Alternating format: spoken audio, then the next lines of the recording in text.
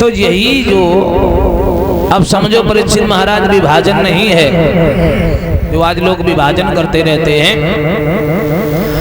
कहीं हमें आप जैसी जातिवादी लोग कुछ लोग शूद्र बता दिया करते हैं। शूद्र वैसे शूद्र ब्राह्मण वैश्य क्षत्रिय 4 वर्ण हैं, लेकिन ये कोई जन्म से नहीं है।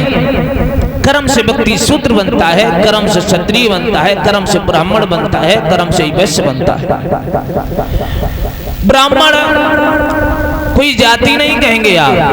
ब्राह्मण किसे कहते हैं? ब्रह्म जाने सो ब्राह्मणा, जो ब्रह्म को जानता हो, जो भगवान को जानने वाला हो, जो वेद को पढ़ने वाला हो, जो शास्त्र अध्ययन करता हो, जनेऊ रखता हो, चोटी रखता हो, त्रिपुंड लगाता हो, जिसका जीवन वेदयुक्त हो, उसे कहते हैं ब्राह्मण।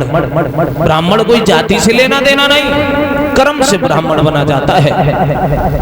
तो ब्राह्मण तो कोई भी बन सकता है परीक्षित महाराज, ऐसा तो नहीं है कि ब्राह्मण नहीं बन सकती।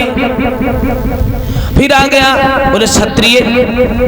अब आजकल लोग अपनी अपनी जाति में क्षत्रिय लगाने लगे, लेकिन हकीकत में क्षत्रिय क्या है? क्षत्रिय कर्म से बना जाता है। जैसे आज बॉर्डर पे चले जाओ तो लाखों लाख जवान लगे हैं, सुरक्षा कर रहे हैं भारत देश की, तो उन्हें क्या कहेंगे आप? क्षत्रिय कहेंगे ना, योद्धा। अब उसमें तो हजारों अनेकों जातियों के जवान हैं, तो सब क्षत्रिय हुए ना, तो कर्म से क्षत्रिय। फिर क्या आ गया? बोले फिर वैश्य। वैश्य का अर्थ होता है जो व्यापार करने वाले थे लोग। आज देख लो जिन्हें बनिया कहते हैं, बनिया कोई जाति नहीं। आज बड़े बड़े मार्केटों में बड़े बड़े अंतर्राष्ट्रीय व्यापार चल रहे हैं, तो वैश्य उन्हें कहा जाता था।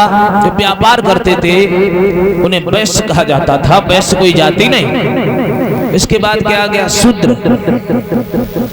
आप कुछ बड़े बड़े जाति वाले बात करने वाले वो शूद्र को अपवित्र कहते हैं। तुम तो शूद्र हो, तुम्हें भी शूद्र कहा जाता, हमें भी शूद्र कहा जाता। नहीं, शूद्र शूद्र किसे कहते हैं? शूद्र का अर्थ होता है जो पहले गाय और भैंस पालते थे, खेती का काम करते थे। गाय भैंस बड़े जानवर हुआ करते थे, ज्यादा 10, 20, 50, 50, तो उन्हें शूद्र कहा जाता था। शूद्र कोई जाति नहीं, चारों वर्ण में कोई जाति नहीं है, ये कर्म से बना जाता है। जन्म से कोई जाति नहीं, कर्म से जाति बनती है। अब कुछ लोग कह देते हैं शूद्र अपवित्र हैं, तो हम उनसे पूछना चाहते हैं जिनकी खोपड़ी में कीड़ा भरे रहते हैं, वो जातिवादी की बात करते हैं परीक्षित महाराज।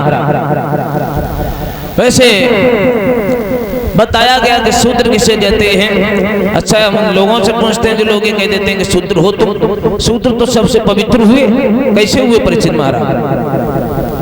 ब्राह्मण कहाँ से निकले?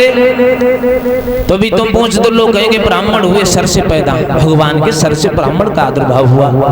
भुजाओं से क्षत्रिय पैदा हुए, जंघाओं से वैश्य पैदा हुए, और चरणों से शूद्र निकले हैं, ये कहा जाता है।